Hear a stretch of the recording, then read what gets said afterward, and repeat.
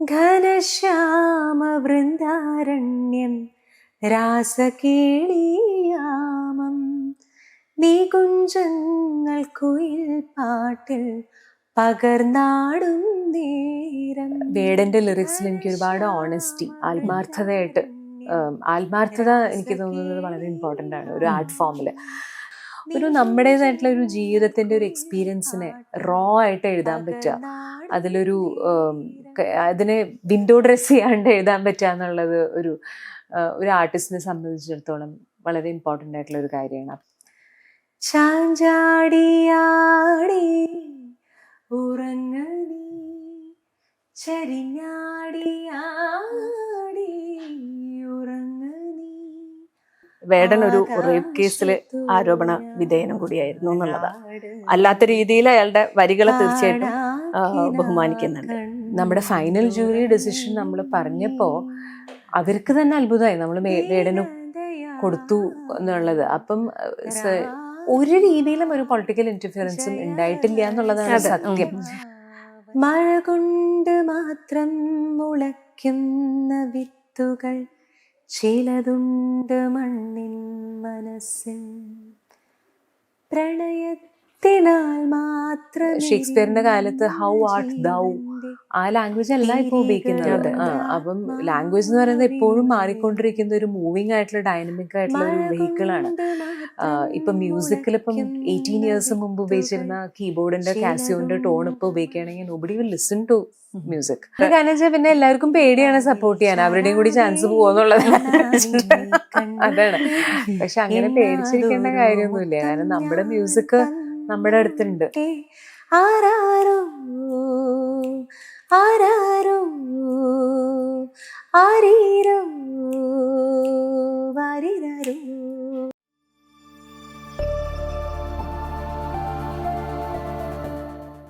ആദ്യ സിനിമാ ഗാനം ലെജൻസിനൊപ്പമായിരുന്നു. ഗിരീഷ് പുത്തഞ്ചേരി, ലോഹിതദാസ്, രവീന്ദ്ര മാഷ്.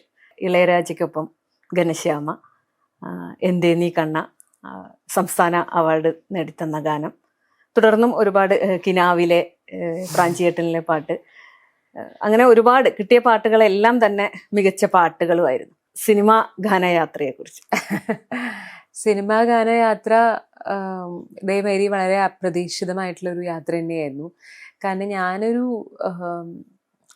കോളേജ് BA കഴിഞ്ഞപ്പോൾ ഞാൻ എൻ്റെ മാസ്റ്റേഴ്സൊക്കെ ചെയ്യാൻ വേണ്ടി പൂനെയിൽ പോയി. അവിടെ ഞാൻ പ്രോപ്പർ ഗുരുശിഷ്യ പരമ്പരയിൽ ഹിന്ദുസ്ഥാനി ക്ലാസിക്കൽ പഠിക്കുകയായിരുന്നു അൽക്ക മാരുൾക്കർജിയുടെ ഒപ്പം. ഒരു വെക്കേഷന് ഞാൻ നാട്ടിൽ വന്നപ്പോൾ ആണ് രവീന്ദ്ര മാഷെ പരിചയപ്പെടാനുള്ളൊരു സാഹചര്യം ഉണ്ടായത്. ഞങ്ങളുടെ വളരെ ക്ലോസ് ആയിട്ടുള്ള ഫ്രണ്ടായ ഫിലിപ്പ് ഫ്രാൻസിസ്, അദ്ദേഹം രവീന്ദ്ര മാഷെ അസിസ്റ്റ് ചെയ്യായിരുന്നു ആ സിനിമയിൽ. അദ്ദേഹം ഹിന്ദുസ്ഥാനി തബ്ലിസ്റ്റ് കൂടിയായിരുന്നു. അപ്പോൾ പറഞ്ഞു വാ നമുക്കൊന്ന് മാഷെ പോയി പരിചയപ്പെടാം എന്ന്. അപ്പം അങ്ങനെ പരിചയപ്പെട്ട് ഹിന്ദുസ്ഥാനി പഠിക്കണമെന്ന് പറഞ്ഞപ്പോൾ മാഷ്ക്ക് ഭയങ്കര ഒരു കൗതുകം തോന്നി. ഇത്ര ഒരു എന്താ പറയുക, ഒരു കോളേജ് സ്റ്റുഡൻറ്റ് പൂനെയിലേക്ക് പോയി. അന്നത്തെ കാലത്ത് ഈ മൊബൈൽ ഫോൺസും ഇൻ്റർനെറ്റും ഒന്നും ഇല്ല. അപ്പോൾ probably just beginning of internet. അപ്പം സാറ് പറഞ്ഞു ഹിന്ദുസ്ഥാനി പഠിക്കാൻ വേണ്ടി പൂനെ പോവേ, അപ്പോൾ ഒന്ന് കേൾക്കട്ടെ. അപ്പം അങ്ങനെ ഞാൻ കുറച്ച് ബന്ദിഷൊക്കെ പാടിയപ്പം അദ്ദേഹം എൻ്റെ ഒപ്പം ഹാർമോണിയത്തിൽ വായിച്ച് പാടി. അങ്ങനെ അന്ന് വൈകുന്നേരം തന്നെയാണ് അത് റെക്കോർഡ് ചെയ്യുന്നത്. അപ്പം റെക്കോർഡ് ചെയ്യുമ്പോൾ എനിക്കറിയില്ല ദാസേട്ടനാണ് എൻ്റെ ഒപ്പം ഈ പാട്ട് പാടുന്നതെന്നൊന്നും അറിയില്ല. ഞാൻ പാടി ഇറങ്ങി വന്നപ്പോഴാണ് അറിയുന്നത് ദാസേട്ടനാണ്, പിന്നെ മമ്മൂട്ടി ചിത്രമാണ് എന്നുള്ളതൊക്കെ. അപ്പം അതൊരു എന്താ പറയുക, ഇതാണ് ഒരു എന്താ പറയുക, വളരെ നമ്മൾ ജീവിതത്തിൽ ഒരു രീതിയിലും ഞാനൊരു പ്ലേ ബാക്ക് സിംഗറാണെന്ന് വിചാരിച്ചിട്ടില്ല. പക്ഷെ ആ ഒരു പ്ലേ ബാക്ക് കാരണം ആണ് എനിക്ക് മലയാളികളുടെ ഇടയിൽ ഇത്ര അധികം റീച്ച് കിട്ടിയത്. അതിൽ യാതൊരു സംശയമില്ല. അത് പാടാൻ പറ്റുക എന്നുള്ളതൊരു വലിയ ബ്ലെസ്സിങ് തന്നെയാണ്. കാരണം ഇപ്പം ഈവൻ ഞാനൊരു ഗസൽ ഷോ ഇപ്പം നാട്ടിൽ നടത്തുമ്പോൾ ഇപ്പം പറഞ്ഞു വരുമ്പോൾ ഞാൻ പ്ലേ ബാക്കിൽ സജീവമേ അല്ല മലയാളം പ്ലേ ബാക്കിൽ. പക്ഷെ എത്രയോ വർഷങ്ങൾ കഴിഞ്ഞിട്ടും ആൾക്കാർ എന്തേ നീ കണ്ണാ റിക്വസ്റ്റ് ചെയ്യുന്നു, ദീനദയാലു റിക്വസ്റ്റ് ചെയ്യുന്നു. ഇപ്പോൾ എനിക്ക് തോന്നുന്നു കഴിഞ്ഞ ഒരു 5-6 വർഷമായിട്ട്, 5-6 വർഷം എന്ന് പറയാൻ പറ്റില്ല, എനിക്ക് തോന്നുന്നു ഒരു 15 years ആയിട്ട് കേരളത്തിൻ്റെ ഒരു മ്യൂസിക് കൾച്ചർ തന്നെ ഒരുപാട് മാറി. റേഡിയോസിലിപ്പം സിംഗേഴ്സിൻ്റെ പേര് ആരും പറയുന്നില്ല. മനസ്സിലായോ? അപ്പൊ അതെ. ഇപ്പോഴത്തെ ഒരു കഴിഞ്ഞൊരു 10 years ആയിട്ട് ഒരു ജെൻസി ആണ് നമ്മളെന്ന് വെച്ചാൽ as a playback singer establish ചെയ്യൽ വലിയ ബുദ്ധിമുട്ടാണ്. ഞാൻ ഇൻസ്റ്റഗ്രാമിൽ എത്രയോ നല്ല മലയാളം സിംഗേഴ്സിനെ കാണുന്നുണ്ട്. അവരൊക്കെ എന്നെ ടാഗ് ചെയ്ത് പാടുന്നുണ്ട്, madam we love your original എന്നൊക്കെ പറഞ്ഞു. അപ്പം ഞാൻ ആലോചിക്കും, ഇവർക്കൊന്നും വേണ്ടി നല്ല പാട്ടുകൾ സൃഷ്ടിക്കപ്പെടുന്നില്ല എന്നുള്ളതാണ്. അതായത് ഒരു ലാസ്റ്റിംഗ് ക്ലാസിക് എന്നുള്ള രീതിയിൽ വളരെ കുറച്ച് പാട്ടുകളെ നമ്മുടെ ഒരു ബോഡി ഓഫ് വർക്ക് എന്നുള്ള രീതിയിൽ ഇനി ഇപ്പം പാട്ടുകൾ ഉണ്ടാക്കുന്നുണ്ടായിരിക്കാം, ഞാൻ ഇല്ല എന്നല്ല ഞാൻ പറയുന്നത്. അവർക്ക് വേണ്ടി നല്ല പാട്ടുകൾ ഉണ്ടാക്കുന്നുണ്ട് ഇപ്പോഴും. ഞാൻ ജൂറി ആയിരുന്നപ്പോൾ ഇപ്രാവശ്യം കേട്ടു കുറച്ച് നല്ല പാട്ടുകൾ കേട്ടു. എസ്പെഷ്യലി സുഷിൻ്റെ ബ്യൂട്ടിഫുൾ ആയിട്ടുള്ളൊരു പാട്ട് മറവികളെ എന്നുള്ള പാട്ട് ഞാൻ കേട്ടു, മധുവന്തി പാടിയത്. അങ്ങനെ നല്ല പാട്ടുകളുണ്ട്. പക്ഷെ ഇതിനൊന്നും ഒരു എന്താ പറയാ, ഇന്ന സിംഗറാണ് പാടിയത് എന്നുള്ള ഒരു അടയാളപ്പെടുത്തൽ വരുന്നില്ല. അതിനെനിക്ക് തോന്നുന്നു ഒരു പക്ഷെ സിനിമയിലും ഇതിനധികം പ്രാധാന്യം ഇല്ലല്ലോ. ഒരു 2-3 വരി കഴിയുമ്പോഴേക്കും ഈ പാട്ട്. അപ്പൊ അതുകൊണ്ട് ഇവരുടെ ഒന്നും പേരുകൾ പറയുന്നില്ല റേഡിയോ ചാനൽസ്. അപ്പം നല്ല സിംഗേഴ്സ് ഉണ്ടെങ്കിലും ഇവർക്കൊരു പ്ലേ ബാക്ക് സിംഗർ എന്നുള്ള രീതിയിൽ ഒരു വലിയ രീതിയിൽ അവർക്ക് ഫെയിമോ എക്സ്പോഷറോ എന്താ പറയാ കിട്ടുന്നതിനൊരു കുറച്ച്. ഇപ്പം ഗായത്രിയുടെ പാട്ടുകൾ തന്നെ പലർക്കും അറിയില്ല. ഇത് ഞാനാ പാടിയെന്നുള്ളത് പലർക്കും അറിയില്ല. അതാ പലപ്പോഴും എവിടെയെങ്കിലും ഈവൻ ഗായത്രിയുടെ ഇന്റർവ്യൂ ഒക്കെ കാണുമ്പോഴാണ് ആൾക്കാർ അയ്യോ ഈ പാട്ട്. എക്സാക്ട്ലി അതാ പറയണത്. അപ്പൊ അത് ഞാൻ വരുമ്പോഴേക്കും ആ ഒരു ഡൈല്യൂഷൻ വന്നു കഴിഞ്ഞു. പക്ഷെ അറ്റ്ലീസ്റ്റ് എനിക്ക് കുറച്ച് നല്ല പാട്ടുകൾ ആണെന്നെങ്കിലും പറയാൻ പറ്റും. അപ്പൊ ഇനി വരുന്ന generation it's going to be even more tough. കാരണം എന്താന്ന് വെച്ചാൽ ഒരു സിനിമയിൽ ഇപ്പൊ പാട്ടിന് മലയാളം സിനിമകൾ ഇപ്പൊ ബ്യൂട്ടിഫുൾ സിനിമകളാണ്. അപ്പൊ അതൊരു ഇന്റർനാഷണൽ രീതിയിൽ പോയിക്കൊണ്ടിരിക്കുകയാണ്. അപ്പൊ പാട്ടുകളുടെ എണ്ണം കുറഞ്ഞു വരികയാണ്. അല്ല അറിയാലോ, 80s-ലും 90s-ലുള്ള മാതിരി. അപ്പൊ അതായിക്കോട്ടെ, ഒരു കുഴപ്പമില്ല. പാട്ടുകളുടെ ആവശ്യമില്ലേ സത്യം പറഞ്ഞു കഴിഞ്ഞാൽ. ഇപ്പത്തെ മൂവീസിൽ ആവശ്യമില്ലേ, ഈ ത്രില്ലറിലൊന്നും ഇത്രയധികം പാട്ടിന്റെ ആവശ്യമില്ലേ. പക്ഷേ എന്നാൽ ഇൻഡിപെൻഡന്റ് മ്യൂസിക് ഇൻഡസ്ട്രി ഇല്ലാതാണ്. അതെ, അവിടെയാണ് ഈ പ്രോബ്ലം വരുന്നത്. അപ്പം ഇപ്പൊ വെസ്റ്റിലൊക്കെ ക്ലിയർ ഡിമാർക്കേഷൻ ഉണ്ട്. മ്യൂസിക് ഇൻഡസ്ട്രി ഇപ്പൊ ടേലർ സ്വിഫ്റ്റോ ബിയോൺസെ ഇവരൊന്നും സിനിമയിലെ പാടുന്ന ആൾക്കാരൊന്നും അല്ല. പക്ഷെ അവർക്ക് ഇൻഡിപെൻഡന്റ് ആയിട്ടുള്ള ഹ്യൂജ് മ്യൂസിക് ഇൻഡസ്ട്രി ഉണ്ട്. ഇവിടെ ഇപ്പൊ എന്താന്ന് വെച്ചാൽ അതും ഇല്ല ഇതും ഇല്ല എന്നുള്ളൊരു അവസ്ഥയായി മാറുകയാണ്. അപ്പം 80s-ലും 90s-ലും മ്യൂസിക് ലേബിൾസ് ഒക്കെ ജഗ്ജീത് സിംഗിന്റെ പ്ലാറ്റിനം സെലിബ്രേറ്റ് ചെയ്യുന്ന കാസറ്റ്സ് ഇറക്കിയിരുന്നു. ഇപ്പൊ ലേബിൾസ് ആരും ഇൻഡിപെൻഡന്റ് മ്യൂസിക്കിനെ അങ്ങനെ സപ്പോർട്ട് ചെയ്യുന്നില്ല. അപ്പം ഒരു മ്യൂസിഷ്യൻ എന്നുള്ള രീതിയിൽ നമ്മളൊരു ഇൻസ്റ്റാഗ്രാം സിംഗർ ആവലാണോ നമ്മുടെ? അല്ലല്ലോ. അപ്പൊ അവിടെയാണ് ഈ ഒരു പ്രശ്നം വരുന്നത്. അപ്പൊ നമ്മള് ഫിലിമിലും as a playback singer ഇപ്പോഴത്തെ ആൾക്കാർക്ക് എസ്റ്റാബ്ലിഷ് ചെയ്യാൻ ബുദ്ധിമുട്ടാണ്. എന്നാൽ ഇൻഡിപെൻഡന്റ് രീതിയിൽ വലിയ വലിയ ലേബിൾസ് സപ്പോർട്ട് ചെയ്യുന്നില്ല. അതായത് ഒരു മ്യൂസിക് ഇൻഡസ്ട്രി നമുക്കൊരു അങ്ങനെ ഒരു പാട്ട് എന്താ പറയാ ഒക്കെ ഒരു 30 സെക്കൻഡ് അറ്റൻഷൻ സ്പാനുള്ള ഒരു അവസ്ഥയായി മാറിയിരിക്കുകയാണ്. അതിലപ്പുറം ആർക്കും കാണാനുള്ളൊരു എല്ലാം ഈ റീലുകൾ ഇങ്ങനെ ബ്രൗസ് ചെയ്ത് പോവാന്നുള്ള. അപ്പൊ അങ്ങനെ ഒരു വളരെ വറിയിങ് ആയിട്ടുള്ള ഒരു മ്യൂസിക് കൾച്ചറാണ് അത്. നമ്മൾ പറഞ്ഞത് ഗായത്രിയുടെ പാട്ടുകളെ കുറിച്ചായിരുന്നു. രവീന്ദ്ര മാഷിക്കൊപ്പം കഴിഞ്ഞപ്പോ പിന്നീട് ഇളയരാജയ്ക്കൊപ്പം, അതും ഒരു നമ്മുടെ മികച്ച ഒരു മ്യൂസിക് ഡയറക്ടറെ കൂടെ തന്നെ, ഘനശ്യാമ വൃന്ദാരണ്യം രാസകേളിയാമം നികുഞ്ചങ്ങൾ കുയിൽ പാട്ടിൽ പകർന്നാടും നേരം. ഇത് രാജാ സാറിന് വേണ്ടി പാടാൻ സാധിച്ച പാട്ടാണ്. അതിന് നന്ദി പറയേണ്ടത് സത്യൻ അന്തികാട് സാറിനോടാണ്. കാരണം സത്യൻ സാറ് ദീനദയാലു പാട്ട് കേട്ട് വിളിച്ചതാണ്. അപ്പോൾ എനിക്ക് തോന്നുന്നു അന്നത്തെ കാലത്ത് എന്നെ പോലുള്ളൊരു ബിഗിനറിന് ചാൻസ് തരിക എന്ന് പറഞ്ഞാൽ ഇറ്റ്സ് നോട്ട് ഈസി. കാരണം എന്താ വെച്ചാൽ ഇത്രയധികം ലെജൻസ് ഉള്ളപ്പോഴാണ് നമുക്കൊരു ചാൻസ് തരുന്നത്. അപ്പോൾ പറഞ്ഞ മാതിരി 26 years കഴിഞ്ഞിട്ട് ഇപ്പോഴും ആൾക്കാർ ആ പാട്ട് ഓർക്കുന്നു എന്നുള്ളത് വലിയ കാര്യം. എത്രയോ ആൾക്കാർ ഇപ്പോഴും ഇൻസ്റ്റഗ്രാമിൽ ഷെയർ ചെയ്യുന്നു. എന്തെങ്കിലും ഡാൻസ് പാടിക്കഴിഞ്ഞാൽ അവർ ആ പാട്ട് ഉപയോഗിച്ചിട്ട് എൻ്റെ പേര് ടാഗ് ചെയ്യുമ്പം എനിക്ക് തോന്നുന്നു ഐ തിങ്ക് അതൊരു മ്യൂസിക്കിൻ്റെ മാജിക്കാണ്. എത്ര കഴിഞ്ഞാലും ആൾക്കാരത് ഓർക്കും എന്നുള്ളത്.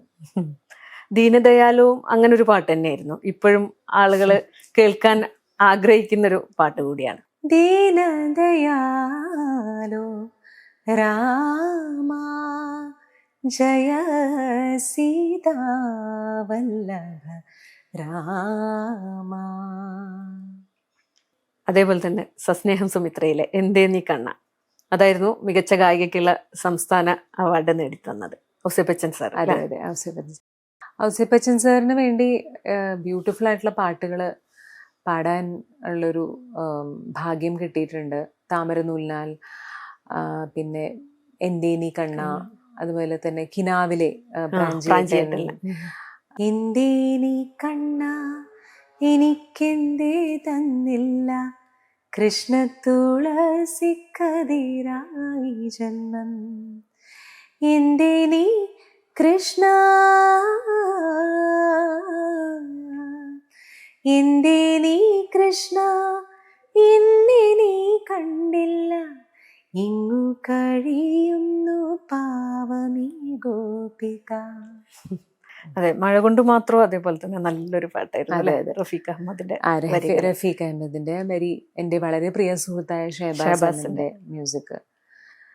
മഴ കൊണ്ട് മാത്രം മുളയ്ക്കുന്ന വിത്തുകൾ ചിലതുണ്ട് മണ്ണിൻ മനസ്സിൽ, പ്രണയത്തിനാൽ മാത്രമെരിയുന്ന ജീവന്റെ തിരികളുണ്ടാത്മാവിനുള്ളിൽ. അതേപോലെ ഋതുവിലൊരു നല്ല ഗാനുണ്ട്, ശ്യാം പ്രസാദ് സാറിന്റെ അല്ലെ, പുലരുമോ പുലരുമോ. അത് രാഹുൽ രാജിന്റെ സംഗീതമാണ്. അതും ഇതുമാതിരി റഫീജിയുടെ വരികളാണ്. പുലരുമോ രാവൊഴിയുമോ ഹരിതലതാവനിയിൽ, പുലരുമോ രാവൊഴിയുമോ ഹരിതലതാവനിയിൽ. മകൾക്ക് എന്ന ചിത്രത്തിലെ ഗാനോ ചാഞ്ചാടിയാണ്. ചാഞ്ചാടിയാണ് എനിക്ക് തോന്നുന്നു ഏറ്റവും അധികം ആൾക്കാരുടെ ഇടയിൽ, ഏറ്റവും അധികം ആൾക്കാർ സ്നേഹത്തോടെ കേൾക്കുന്ന പാട്ട്. ഒരു സംശയമില്ല, ചാഞ്ചാടിയാണ്. എസ്പെഷ്യലി അമ്മമാര് കുട്ടികളെ ഉറക്കുന്നത് ഈ പാട്ട്. ഇപ്പോഴും അവര് പറയും എന്റെ കുട്ടീനെ ഞാൻ ഇത് കേൾപ്പിച്ചിട്ടാണ് ഉറക്കുന്നത് എന്നുള്ളത്.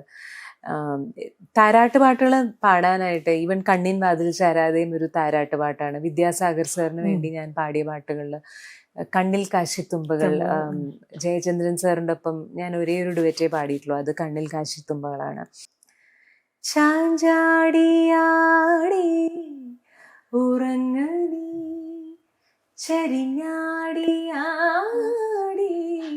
ഉറങ്ങി ആകാശത്തു ഞാലാട് നീ കാണാക്കിന കണ്ടുറങ്ങി.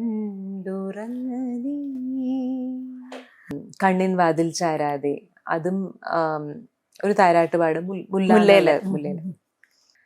കണ്ണിൻ വാതിൽ ചാരാതെ കണ്ണാ നിന്നെ കണ്ടോട്ടെ, എണ്ണാതൊരു മുത്തം ഞാൻ തന്നോട്ടെ, ആരാരോ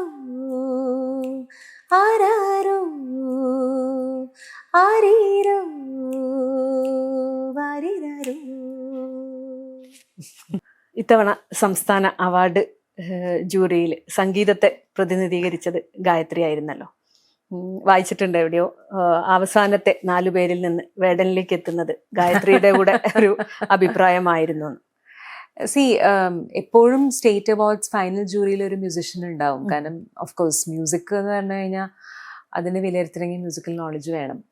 അപ്പോൾ എനിക്ക് തോന്നുന്നു വളരെ വളരെ പ്രസ്റ്റീജിയസ് ആയിട്ടുള്ളൊരു ഓണറാണ് ഒരു ഫൈനൽ സ്റ്റേറ്റ് അവാർഡ് ജൂറിയിൽ വരാൻ പറ്റുക എന്നുള്ളത്.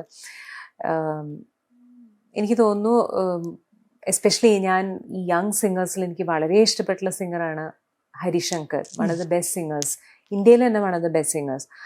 അപ്പം ഹരിക്ക് ഈ വർഷമാണ് ആദ്യമായിട്ട് സ്റ്റേറ്റ് അവാർഡ് കിട്ടുന്നത്. അപ്പം എപ്പോഴേ കിട്ടേണ്ടതാണ്, അത്ര നല്ല സിംഗറാണ്.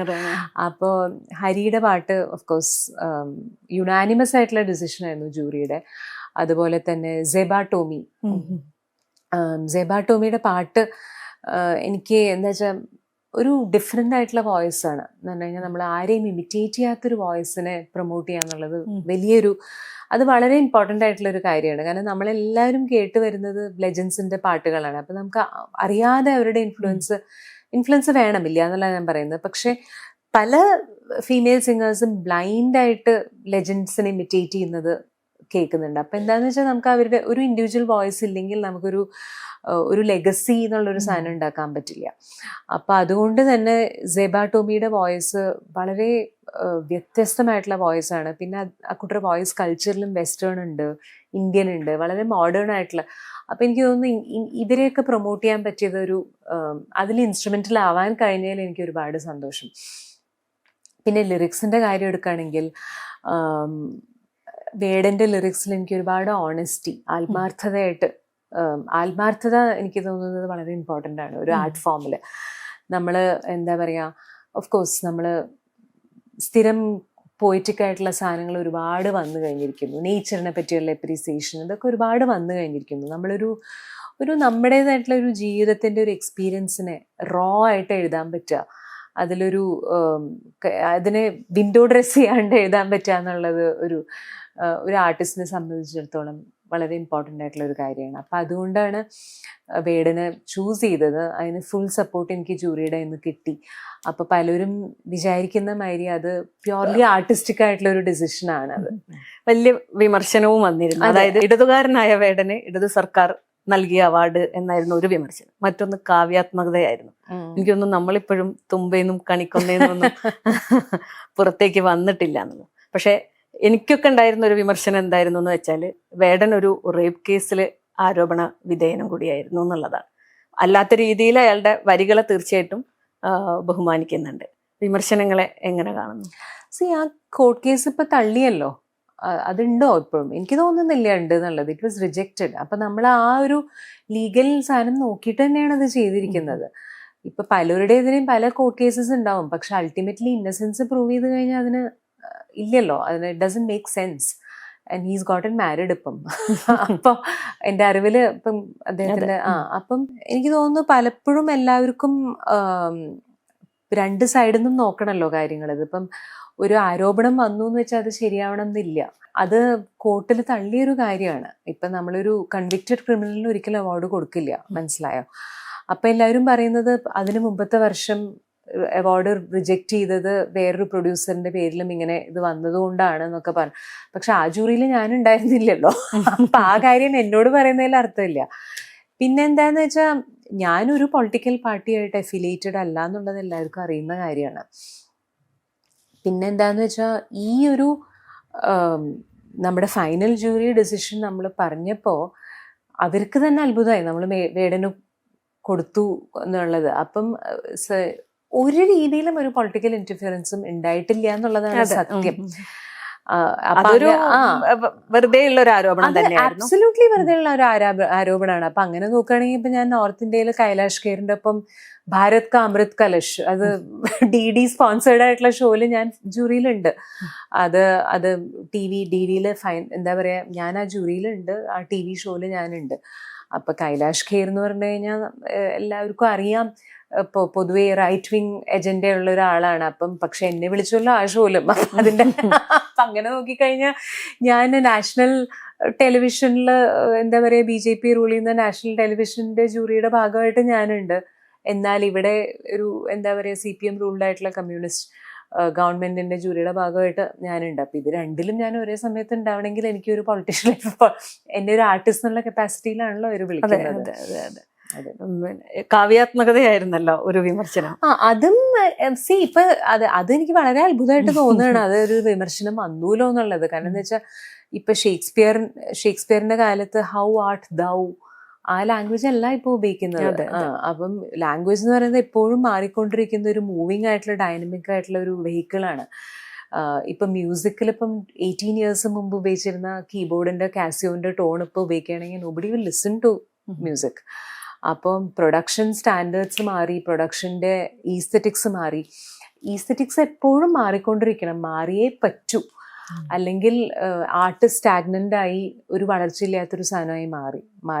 എല്ലാം മോഡേൺ ആർട്ട് വരുന്നതും അതുകൊണ്ടാണ്. ഇപ്പൊ നമ്മള് രവിവർമ്മ പെയിന്റിങ്സുമായിട്ടുള്ള പെയിന്റിങ്സ് ഇപ്പോൾ എല്ലാവരും അതേമാതിരി വരയ്ക്കുകയാണെങ്കിൽ ആർട്ടിന് ഡെവലപ്മെന്റ് ഇല്ലല്ലോ. അതാണ്. ഇപ്പൊ പൂർബയൻ ചാറ്റർജിയെ കുറിച്ച് പറയാതെ പോകാനാവില്ല. എനിക്ക് തോന്നുന്നു 15ാമത്തെ വയസ്സിൽ രാഷ്ട്രപതി അവാർഡ് വാങ്ങിയിട്ടുണ്ടല്ലേ, മികച്ച വാദ്യോപകരണ വിദഗ്ധനുള്ളത്. അദ്ദേഹത്തോടൊപ്പമുള്ള ചേരൽ ഞാൻ മനസ്സിലാക്കിയിടത്തോളം ഗായത്രിക്കൊരു വളർച്ച തന്നെയായിരുന്നു. അബ്സല്യൂട്ട്ലി. എന്റെ മെയിൻ വളർച്ച എന്ന് പറയുന്നത് ആസ് എ മ്യൂസിഷ്യൻ ആണ്. കാരണം എന്താ വെച്ചാൽ കുറേ കാലം നമ്മൾ പ്ലേ ബാക്ക് മാത്രം ഫിലിം ഷോസും ചെയ്തിരുന്നു കഴിഞ്ഞാൽ നമ്മുടെ ഒരു മ്യൂസിക്കൽ വളർച്ച കുറഞ്ഞു പോകും. കാരണം എന്താ വെച്ചാൽ ഒരു മ്യൂസിക് ഡയറക്ടർ കമ്പോസ് ചെയ്യുന്ന പാട്ട് നമ്മൾ പാടുന്നേ ഉള്ളൂ. അപ്പം as a classical artist, as an improvisational artist നമ്മുടെ വളർച്ച, അതാണ് എൻ്റെ മെയിൻലി വളർച്ച പൂർബാനെ വിവാഹം ചെയ്തതിന് ശേഷം ഉണ്ടായത്. കാരണം എന്താ വെച്ചാൽ അദ്ദേഹം എന്ന് പറയുന്നത് ഇപ്പം ഇന്ത്യയിലത്തെ വണത് ബെസ്റ്റ് ക്ലാസിക്കൽ ആർട്ടിസ്റ്റാണ്. അപ്പം അദ്ദേഹത്തിൻ്റെ അടുത്ത് ഗുരുശിഷ്യ പരമ്പരയിൽ പഠിക്കാൻ വരുന്ന സ്റ്റുഡൻസ് ഉണ്ട്. അപ്പം ഞാൻ അവരുടെ ഒപ്പം ഇരിക്കും. കുറേ സംഗീതം അവരുടെ ഒപ്പം ഇരുന്ന് ഞാനും പഠിക്കും. അപ്പം പഠിപ്പിക്കാനുള്ള ടൈമൊന്നും ഇല്ല പൂർബായനധികം. പക്ഷെ ഞാൻ ഇടിച്ചു കയറി കൂടെ ഇരുന്ന് എന്നെ കൂടി പഠിപ്പിക്കണം എന്ന് പറഞ്ഞ് അപ്പം മാക്സിമം നോളജ് കിട്ടുക എന്നുള്ളതാണ്. പിന്നെ ഞങ്ങൾ ഒരുമിച്ച് ഇടയ്ക്കൊക്കെ ഷോസ് ചെയ്യാറുണ്ട്, അപൂർവമായിട്ട് ഫ്യൂഷൻ ഷോസ് ഇടയ്ക്ക് ചെയ്യാറുണ്ട്. കാരണം അങ്ങനെ ഫുൾ എപ്പോഴും കൂടെ പെർഫോം ചെയ്യാനായിട്ടുള്ള ഒരു കാലിബർ എനിക്കില്ല. പിന്നെ ഇൻസ്ട്രുമെന്റൽ മ്യൂസിക് എന്ന് പറയുന്നത് വോക്കൽ മ്യൂസിക്കായിട്ട് ഡിഫറെൻ്റ് ആണ്. അപ്പം അതിൽ ഞാൻ കൂടെ പാടേണ്ട കാര്യമില്ല. കാരണം അദ്ദേഹത്തിൻ്റെ സോളോ കച്ചേരികളും ഷോസൊക്കെയാണ് ചെയ്യാറ്. അപ്പം വല്ലപ്പോഴും എല്ലാ ഷോസിനും ഞങ്ങൾ ഒരു വോക്കലിസ്റ്റിന് ആവശ്യമുണ്ടെന്നുള്ളപ്പോൾ അപൂർവം. ഇപ്പം ഞങ്ങൾ ഹൈദരാബാദ് ഈ ഇടയ്ക്കൊരു ഷോ ചെയ്തു, ഗസൽ ആൻഡ് ഗത്ത്. അപ്പം ആദ്യം ഒരു 20 minutes സിത്താറ് മാത്രമായിരുന്നു, പിന്നെ വോക്കൽ 20 minutes, അവസാനം ഞങ്ങളൊരു 15 minutes ഒരുമിച്ച് ചെയ്തു. അങ്ങനെ അപൂർവമായിട്ട് ഇടയ്ക്ക് ഷോസ് ചെയ്യാറുണ്ട്. പിന്നെ എൻ്റെ എത്രയോ ഗസൽസ് അദ്ദേഹം കമ്പോസ് ചെയ്തിട്ടുണ്ട്. അതായത് ഈ അടുത്തിറങ്ങിയ തെരേ ഇഷ്ക് കീ ഇന്തിഹാ ചാഹതാ ഹൂം, അങ്ങനെ എൻ്റെ കുറച്ച് ഗസൽസ് കമ്പോസ് ചെയ്തിട്ടുമുണ്ട്. അപ്പം അങ്ങനെ ഓവറോൾ എനിക്ക് തോന്നുന്നു എൻ്റെ ഒരു മ്യൂസിക്കൽ ജേർണിയിൽ ഒരു paradigm shift as A musician വരാൻ കാരണം definitely it is him. Kerala സംസ്ഥാന അവാർഡ് മികച്ച ഗായികയ്ക്കുള്ള, അതേപോലെ തന്നെ സംഗീത നാടക അക്കാദമി അവാർഡും ലഭിച്ചിട്ടുണ്ട് ഈ വർഷം. എന്നിട്ടും വേണ്ട രീതിയിൽ കേരളത്തിൽ അംഗീകരിക്കപ്പെട്ടിട്ടില്ല എന്ന് തോന്നിയിട്ടുണ്ട്, അല്ലെങ്കിൽ പരിഗണിക്കപ്പെട്ടിട്ടില്ല. അംഗീകാരം കിട്ടിയിട്ടുണ്ട്, പക്ഷെ അങ്ങനെയൊന്നുമില്ല. ബേസിക്കലി എന്താന്ന് വെച്ചാൽ അതിനിപ്പോ ഞാനും ആക്റ്റീവ് ആവണല്ലോ. അവിടെ ഇപ്പം നമ്മള് ബാക്കിയുള്ളവരെ ബ്ലെയിം ചെയ്തിട്ട് കാര്യമൊന്നുമില്ല. നമ്മള് self effort as a playback singer market ചെയ്യാനായിട്ട് ശ്രമിക്കണം. അല്ലാണ്ട് ഒന്നും ആരും കയ്യിലൊന്നും വെച്ച് തരാനൊന്നും പോകുന്നില്ല. ഈവൻ ഫിലിം റെപ്പർട്ടോറിന്റെ കാര്യം എടുക്കുകയാണെങ്കിൽ എനിക്ക് തോന്നുന്നു ഞാൻ ആരെയും അപ്രോച്ച് ചെയ്തിട്ടില്ല എനിക്ക് പാട്ടുകൾ വേണം എന്ന് പറഞ്ഞിട്ട്. പക്ഷെ അങ്ങനെ ഇപ്പൊ നോക്കുമ്പോൾ അത് ആവശ്യമാണ്. അതെ. അപ്പൊ എനിക്ക് തോന്നുന്നു അങ്ങനെ ഒരു ഗൈഡൻസ് ഒന്നും എനിക്ക് കിട്ടിയിട്ടില്ല ഈ ഒരു കരിയറിനെ എങ്ങനെ മാനേജ് ചെയ്യണം എന്നുള്ളത്. അച്ഛനും അമ്മയും ഒരുപാട് സപ്പോർട്ട് ചെയ്തിട്ടുണ്ട്. പക്ഷെ അവര് ഡോക്ടേഴ്സാണ്, അവര് ക്രീം ഓഫ് ദ സൊസൈറ്റിയാണ്. അവർക്ക് ഇതിനുള്ള ടൈമില്ല ആൾക്കാരെ വിളിച്ച് ചാൻസ് ചോദിക്കാനായിട്ടോ അതോ അങ്ങനെ ഗൈഡ് ചെയ്യാനായിട്ടോ. അപ്പം അത് എനിക്ക് തോന്നുന്നു ആ ഒരു രീതിയിൽ ഞാൻ കുറെ കൂടി എൻ്റെതായിട്ടുള്ള ഒരു വേൾഡിൽ ഒതുങ്ങി നിന്നു. മ്യൂസിക് പഠിക്കലൊക്കെ ആയിരുന്നു എൻ്റെ ഫോക്കസ്. അപ്പം അങ്ങനെ ഒരു എന്താ പറയാ ഒരു അഗ്രസീവ് PR ഒന്നും ഞാൻ ഒരിക്കലും ചെയ്തിട്ടില്ല. അപ്പം അങ്ങനെ ചെയ്താലല്ലേ നമ്മൾ എക്സ്പെക്ട് ചെയ്യാൻ പറ്റുള്ളൂ. അപ്പം എനിക്ക് തോന്നുന്നു എൻ്റെ രീതിയിൽ ഞാനൊരു പ്ലേ ബാക്ക് സിംഗറിനോ അല്ലെങ്കിൽ ആ ഒരു രീതിയിൽ ഞാനും വേണ്ടത്ര എന്നെ മാർക്കറ്റ് ചെയ്തിട്ടില്ല. അത് ഇമ്പോർട്ടൻ്റ് ആണ്. അതെ. ഒരിക്കൽ പറഞ്ഞിരുന്നല്ലോ, ഇപ്പം എല്ലാ മേഖലയിലും ഉള്ള പോലെ തന്നെ സംഗീതത്തിലും വിവേചനങ്ങൾ കാണുന്നുണ്ട്. വേദികളിൽ ഉണ്ടാവുന്ന അല്ലെങ്കിൽ അങ്ങനെ ഉണ്ടായിട്ടുള്ള വിവേചനങ്ങളെ കുറിച്ച് ഒരിക്കൽ പറഞ്ഞിരുന്നല്ലോ, വലിയ വിവാദമാവുകയും ചെയ്തിരുന്നു. മ്യൂസിക്കിന് തന്നെ പൊതുവെ എന്താ പറയാ മൂവീസിൽ ഇമ്പോർട്ടൻസ് ഇല്ലാത്തൊരു കാലത്ത് അതൊന്നും ഇപ്പം ഇറെലവൻ്റ് ആണ്. മനസ്സിലായോ? അന്നത്തെ കാലത്ത് ഓഫ് കോഴ്സ് പലപ്പോഴും ഒരു നോർത്ത് ഇന്ത്യൻ എന്താ പറയുക ഫേവർ കുറെ കൂടി ഉണ്ടായിരുന്നു എന്നുള്ളൊരു കാര്യം ഞാൻ പറഞ്ഞിരുന്നു അന്ന്. അതായത് വളരെ ഡാർക്കായിട്ടുള്ളൊരു പീരീഡ് ആയിരുന്നു. കാരണം എന്താ വെച്ചാൽ പലപ്പോഴും സിംഗേഴ്സിന് പേയ്മെന്റ് കിട്ടിയിരുന്നില്ല, ലോക്കൽ സിംഗേഴ്സിന്. അപ്പൊ ഞാൻ അതിനെയൊക്കെ പ്രൊട്ടസ്റ്റ് ചെയ്തിട്ടാണ് പറഞ്ഞത്. It was A truth. കാരണം എന്താ വെച്ചാൽ പലപ്പോഴും പാടിക്കഴിഞ്ഞാൽ പേയ്മെന്റ് തരില്ല, വലിയൊരു ഫേവർ ചെയ്യണ വരികയാണ് സിനിമയിൽ പാടുക. അപ്പൊ ഞാൻ അത് പറഞ്ഞു, അതിലെനിക്കൊരു റിഗ്രറ്റും ഇല്ല. അത് പറയേണ്ടത് അന്നത്തെ കാലത്ത് ഒരു തീർച്ചയായിട്ടും. ആവശ്യമായിരുന്നു. അതിനുശേഷം എനിക്ക് തോന്നുന്നു പേയ്മെന്റും കറക്റ്റായി കിട്ടി തുടങ്ങി. അതൊരു നമ്മള് തന്നെ നമ്മുടെ പ്രൊഫഷൻ എന്ന് പറയുന്ന ഒരു ഡോക്ടറും ടീച്ചറും മാതിരിയാണല്ലോ. നമ്മള് അവേഴ്സ് ഇതിനു വേണ്ടി ഇൻവെസ്റ്റ് ചെയ്യുമ്പോൾ അതിനുള്ള ഫീ നമുക്ക് കിട്ടണല്ലോ, സിനിമ ആയാലും എന്തായാലും. അല്ലെങ്കിലും പൊതുവെ പിന്നെ അഭിപ്രായം പറയുന്ന സ്ത്രീകളെ ഒറ്റപ്പെടുത്തുക എന്നുള്ളൊരു ഒരു അഭിപ്രായം പറഞ്ഞാൽ, പ്രത്യേകിച്ച് ധൈര്യം പ്രകടിപ്പിച്ചാൽ അത് കാരണം വെച്ചാൽ പിന്നെ എല്ലാവർക്കും പേടിയാണ് സപ്പോർട്ട് ചെയ്യാൻ, അവരുടെയും കൂടി ചാൻസ് പോവാന്നുള്ളത്. അതാണ്. പക്ഷെ അങ്ങനെ പേടിച്ചിരിക്കേണ്ട കാര്യമൊന്നുമില്ല. കാരണം നമ്മുടെ മ്യൂസിക് നമ്മുടെ അടുത്തുണ്ട്. അത് നമ്മുടെ ടാലന്റ് ഒരിടത്തും പോവില്ല. നമ്മളങ്ങനെ ആരെയും പേഴ്സണലി അറ്റാക്ക് ചെയ്തിട്ടൊന്നുമില്ല. മനസ്സിലായി? ഇപ്പൊ എനിക്കിപ്പം 49 ആയി എന്റെ വയസ്സ്. ഒന്ന് ആലോചിച്ച് നോക്ക്. ഈ ഒരു പ്രായത്തിലും എന്താ പറയാ, ഞാൻ വളരെ ആക്റ്റീവാണ് മ്യൂസിക്കിൽ. എല്ലായിടത്തും ഞാൻ all over the world perform ചെയ്യുന്നു. ഈ മാസം എനിക്ക് ഡൽഹിയിൽ ഷോ ഉണ്ട്, ധർമ്മശാലയിൽ ഷോ ഉണ്ട്, നാഷണൽ ലെവലിൽ ഞാൻ പെർഫോം ചെയ്യുന്നു. പറഞ്ഞു വരുമ്പോൾ എനിക്ക് സിനിമാ പാട്ടുകളൊന്നും ഒരു വലിയ ബോഡി ഓഫ് വർക്ക് എന്നൊന്നും പറയാനില്ല. പക്ഷെ ഇപ്പോഴും I M in demand everywhere. അതിന് കാരണം എന്താണെന്ന് വെച്ചാൽ ഞാൻ ആ ഒരു മ്യൂസിക്കിന് വേണ്ടി എൻ്റെ ജീവിതം മുഴുവൻ ഡെഡിക്കേറ്റ് ചെയ്തുകൊണ്ടാണ്. എൻ്റെ ടാലന്റ് എപ്പോഴും ഉണ്ടാവും. ദൈവം അനുഗ്രഹിച്ച ശബ്ദത്തിനൊന്നും പറ്റിയില്ലെങ്കിൽ എൻ്റെ ടാലന്റ് എപ്പോഴും എൻ്റെ ഒപ്പം ഉണ്ടാവും. ഞാൻ പറ്റുന്നിടത്തോളം കാലം ഓഡിയൻസിന് ഇപ്പോഴും എന്നോട് ഫുൾ സ്നേഹമാണ്. അതുകൊണ്ടാണ് ഇപ്പോഴും ഞാൻ എപ്പോഴും പെർഫോം ചെയ്തുകൊണ്ടിരിക്കുന്നത്, റെക്കോർഡ് ചെയ്തുകൊണ്ടിരിക്കുന്നത്.